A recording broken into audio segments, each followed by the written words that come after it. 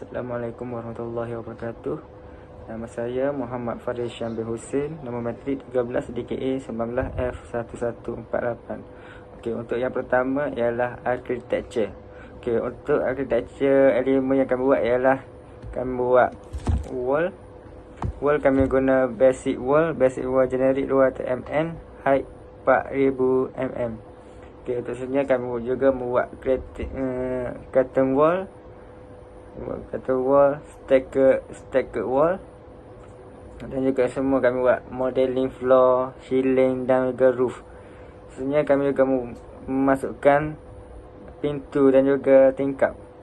Maksudnya kami juga create opening dan juga stair dan railing. Okey, untuk yang terakhir ialah kami visualization of 3D model. Nanti kita membuat visualization dan juga rendering.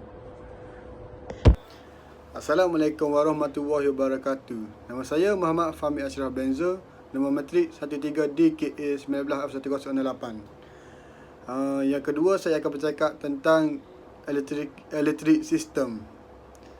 Mula-mula, sebelum memulakan routing the component atau dipanggil conduit, pergi ke insert tab dan look from library panel dan klik load family. Yang kedua, select pilih Revit family, 5M conduit body type T round PVC. Yang ketiga, pergi ke system tab, electric panel dan klik conduit. Dalam property palette, setkan offset dan middle elevation kepada 3400 dan diameter thread size 21 mm. Dan type service type adalah lightning. Yang terakhir, lukis secara lengkap conduit yang diperlukan. Conduit mestilah bermula daripada satu connection ke connection yang seterusnya. Yang ketiga, saya akan bercakap tentang plumbing. Sebelum melakukan plumbing, mula-mula saya melakukan water tank. Saya membuat water tank. Bina 150 galon water tank dengan 1200 diameter, darab 800 ketinggian. Masukkan inlet pipe connection 50 mm dan outlet pipe connection 32 mm. Yang pertama, tekan application menu dan pilih new family dan pilih matrix plumbing feature, kemudian tekan buka. Yang kedua, melakukan reference plan dan lukis area dan tukar evaluation plan. Yang ketiga, create tab dan klik reference plan dan lukis reference plan seperti dalam rajah dan sekali dengan dimension. Itu create outlet piping dan lukis 40 mm diameter bulatan. Kemudian select plan dan tekan finish mode. Selepas itu tekan balik outlet pipe dan ubah alteration end kepada 50 mm dalam property palette. Siap bina piping at water tank. Buka 3D view plan, kemudian pergi ke create tab. Pilih pipe connector bawah connector panel. Kemudian tarik mouse ke face of outlet pipe, kemudian klik escape.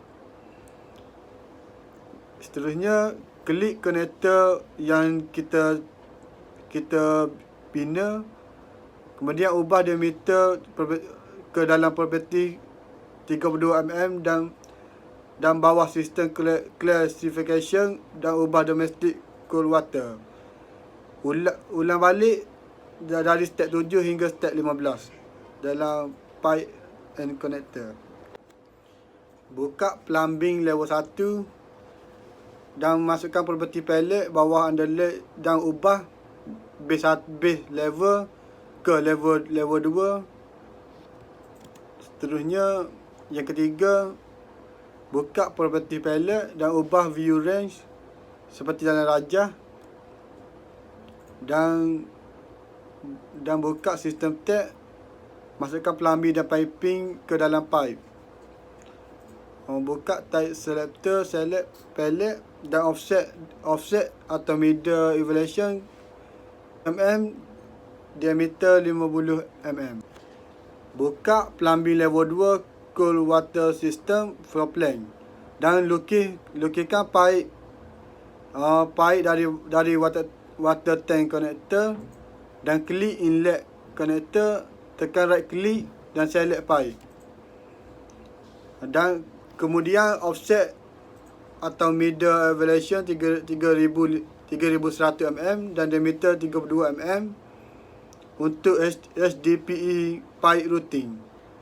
Kemudian siap routing untuk CWS pipe seperti dalam rajah. Okey, untuk yang keempat ialah beam for structure. Okey, untuk yang pertama ialah kita buka open new project dan start new project baru dan juga saving project. Okey, untuk annotation dan tagging, kami buat tag by category dan tag all. Okey, untuk seterusnya ialah structure element. Okey, untuk structure element kami buat kolom kami menggunakan kolom square column 300 darab 300 mm dan tinggi ialah 4000 mm. Okey, untuk seterusnya ialah wall. Okey, seterusnya kami buat wall kami menggunakan structure wall 200 mm concrete cast in place dan structure wall cover is 35 mm. Okey, untuk seterusnya kami buat foundation dan juga structural slab, juga beam, dan yang akhirnya kami buat framing system.